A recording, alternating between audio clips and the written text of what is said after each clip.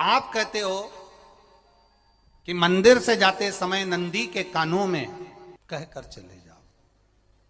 बैठिए बैठिए बैठिए बैठिए। बहुत सुंदर प्रश्न है आपके, बहुत भाव से और आनंद से आपने करा, और जनमानस के कल्याण के प्रश्न है ये, केवल आपके लिए नहीं है, ये सबके लिए इतने जोरदार प्रश्न है। जो गलती भी करते होंगे तो इसको सुधार सकते। आपने कहा कि नंदी के कानों में कहना चाहिए। लोग हंसते हैं, कहते हैं बताओ वो नंदी के कानों में भगवान को कहना चाहिए। वैसे तो हम आपको एक बात बता दें कि दुनिया के लोग किसी दूसरे धर्म की कभी हंसी नहीं उड़ाते। दुनिया के लोगों को दूसरे का धर्म अच्छा लगता है। दुनिया के लोग सबसे ज्यादा हंसी उड़ाते हैं तो हमारे सनातन धर्म की ही उड़ाते हैं, और उसे खुद उड़ाते हैं, दूसरा उड़ाने वाला नहीं होता। दूर के ढोल हमें समझ में आते हैं, उसका धर्म हमें समझ में आ गया, उनका क्या है, ऐसा है, आओ कुछ नहीं, उनके धर्म में ऐसा है। कितना आनंद हमें दूसरे के धर्म में लग रहा है, और हमारा सनातन धर्म हमको बुरा लगता है, हमारे सनातन धर्म हमें बुरा लगने लगा। अरे भाई, लोग कहते हैं कि नंदी के कान में कहते हो, ये कोई हमारे पुराणों में या शास्त्रों में लिखा है?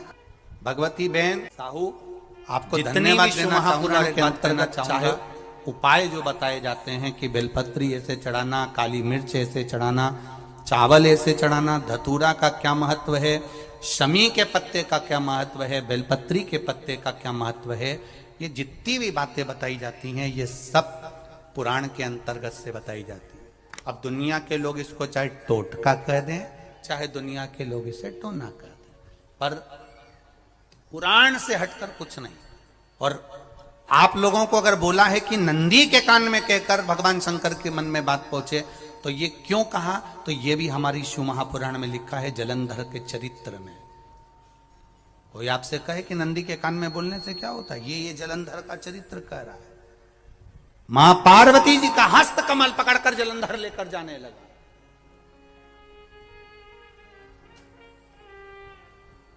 वृंदा का पति लेकर जा रहा। वृंदा तो भगवान की भक्ति में लीन रहती थी, उसको तो जलंधर को सबसे ज्यादा तकलीफ थी नारायण से, पर शिव के पास आ गया, क्योंकि ईर्षा प्रवृत्ति अभी कथा में कहा, कोई कोई ऐसा होता है जिसको तुमसे बेर नहीं होता तो भी अंदर से ईर्षा जाग जाती है। कोई कोई ऐसा होगा जिसको अंदर से ईर्षा जागती है, अपने आप अंदर से ईर्षा जागती है, उसका कोई बेर नहीं, और ईर्षा जाग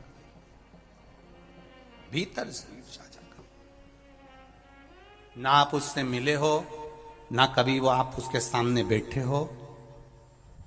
कई लोग किसी ना किसी की बुराई करते हैं तो हम लोग पूछ भी लेते हैं, क्यों साहब उनसे मिलकर आए हो क्या तुम? कभी नहीं मिल किया है, कभी उनका सामना हुआ नहीं हुआ, तो फिर बुराई क्यों कर रहा? एक ने कर दी थी इसलिए हमारे ध्यान में था तो हमने भी कर दी। लो, वो कुआं में डूब के मरेगा तो तू भी मरेगा का? नहीं।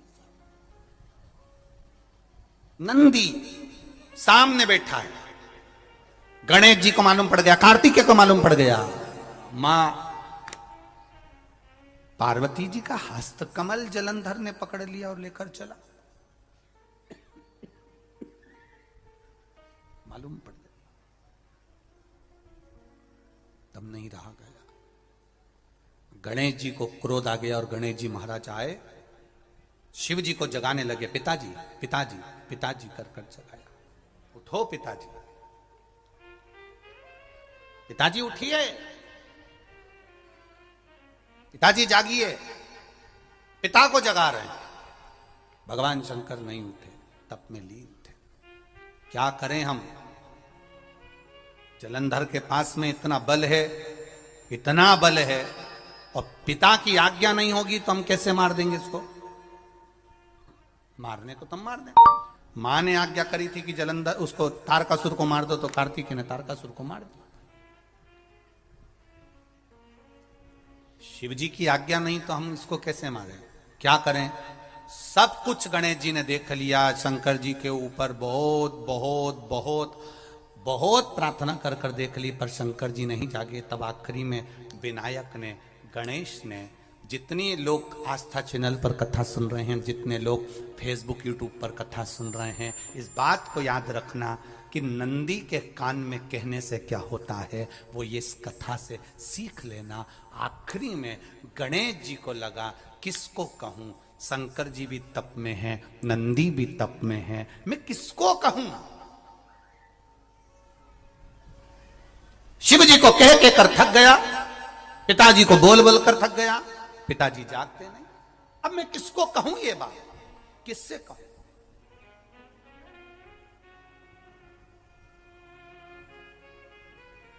विनायक गए सीधे अब नंदी के पास में। नंदी भी तप में लीन थे, शंकर जी की ओर मुख था, शंकर जी की ओर मुख था। गए और जाकर तुरंत विनायक ने नंदी के कानों में जाकर कहा, नंदीश्वर, मैया का हाथ पकड़कर जलंधर लेकर जा रहा है, पिताजी तप में लीन है, कृपा करिए ना। बस केवल नंदी के कान में कहा, गणेश जी दूर हट गए। नंदी के कान में कहा, शंकर जी के नेत्र खुल गए, शिव जी के नेत्र खुले। ध्यान देना जरा, इस शिव महापुराण की, आशुतोष शिव महापुराण की कथा, जो कथा यहां कही जा रही है, यह कथा पहले के चरित्रों में सुनने को नहीं मिली होगी। जरा ध्यान देना इस संवाद पर, जितने लोग आस्था चैनल पर, जितने फेसबुक यूट्यूब पर सुन रहे हैं। सनातन धर्म की हंसी उड़ाने वाले कह देते हैं नंदी के कान में कहने से क्या होता है, नंदी के सामने जाकर बोलने से क्या होता है, नंदी के पास बैठकर बोलने से क्या होता है, नंदी के पास बैठकर शंकर जी का मात्र दीदार करने से क्या होता है, दर्शन करने से क्या होता है। वो अच्छे से समझ लेना, जो लोग सनातन धर्म पर उंगलियां उठाते हैं, वो अच्छे से समझ लें इस बात को।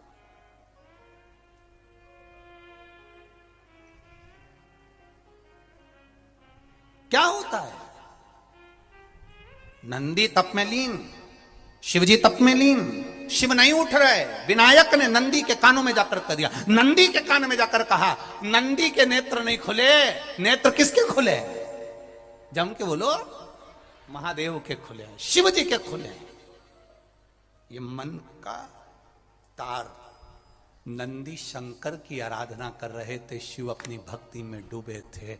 यहां कहा, यहां पहुंचा, जो दिल में था उस तक बात पहुंच गई। नंदी के दिल में शिव थे, तुम कहे, नंदी ने शंकर तक बात पहुंचा दी। वो सूत्र जो बंधा था दिल से दिल तक का, वो पहुंच गया।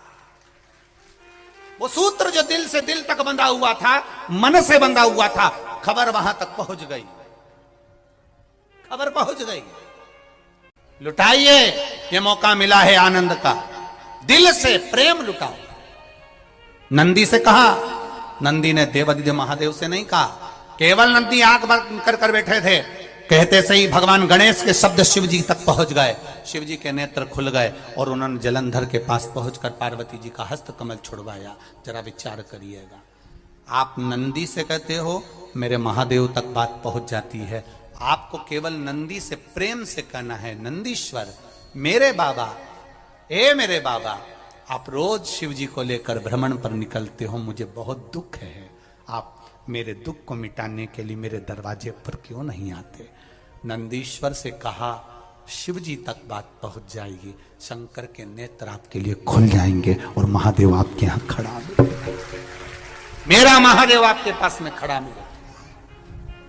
आशुतोष शिव महापुराण की कथा कहती है, लोग कहते हैं नंदी को कहने से क्या होता है, ये शिव पुराण कह रही है, कहा वहां तक पहुंचा, दिल से दिल का कंटेक्ट।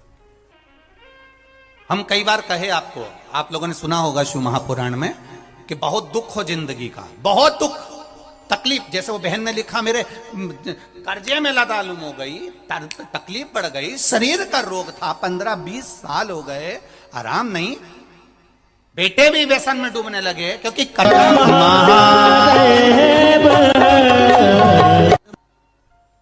व्यसन में आदमी पड़ने लगा केवल टेंशन के चक्कर में। और आखिरी में हुआ क्या, शिव तत्व को जाना।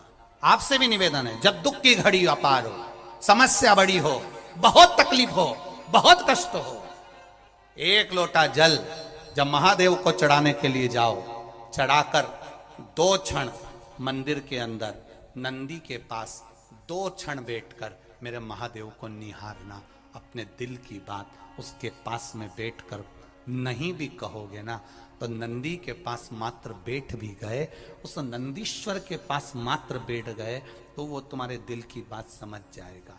तकलीफ बढ़ गई ना, कोई बात नहीं, दवाई खाओ, डॉक्टर को दिखाओ, पर एक बार उस जल को शिव जी पे चढ़ाओ। चढ़ाकर जल लेकर जब घर जा रहे हो 2 क्षण मेरे नंदीश्वर के पास में बैठ जाओ, नी भी कुछ कहना है मत कहो, एक बार उसके करीब में बैठकर दिल से मन से मेरे महादेव से जो कहना चाहती हो बस मन में भी धर लिया तो मेरे नंदी ने सुनकर वो महादेव से कह दिया, दुनिया का सबसे ज्यादा तप करने वाला, समाधि में लगने वाला, साधना करने वाला, व्रत करने वाला, उपवास करने वाला, तप साधना में लीन होने वाला कोई है तो वो नंदीश्वर है, जो शिव जी के सामने बैठकर उनके सामने हमेशा सामने मुख कर कर तप में लीन रहे।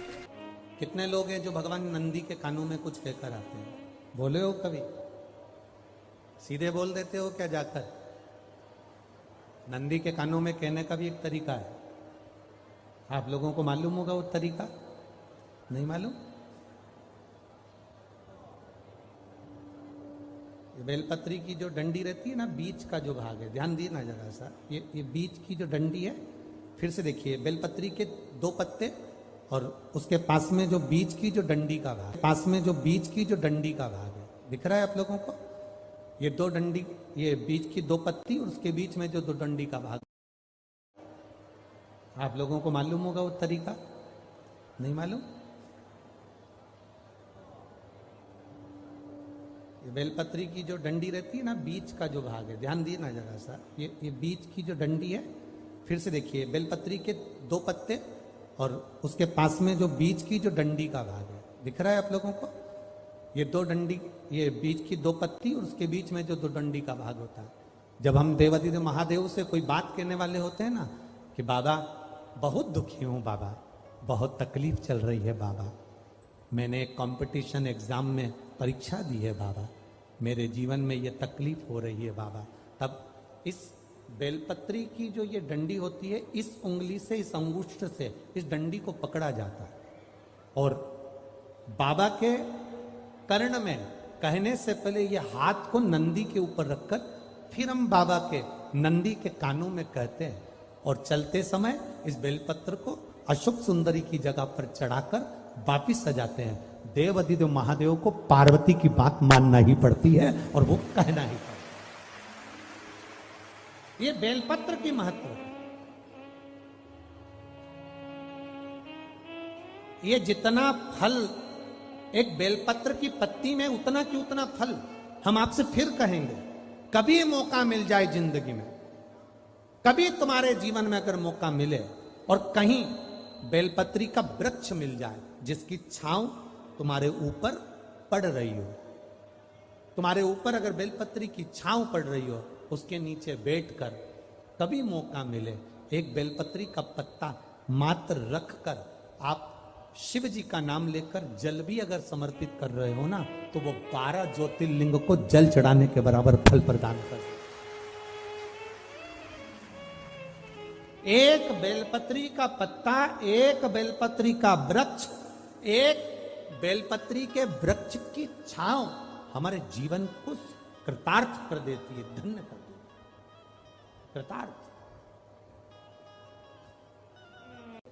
तो जिस जगह पर नंदी मेरे मंदिर के बाहर बैठा रहेगा,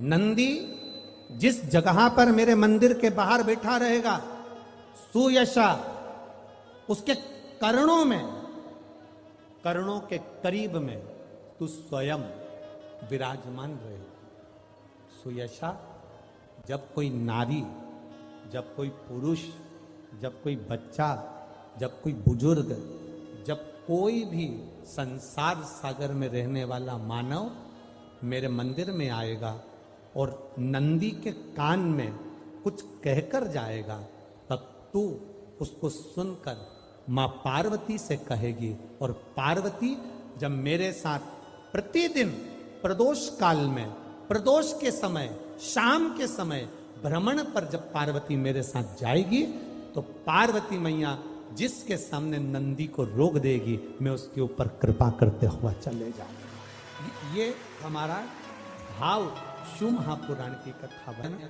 तो शंकर जी के मंदिर जाते हैं तो आप जब वापिस लौट कर आते हैं तो नंदी के कान में,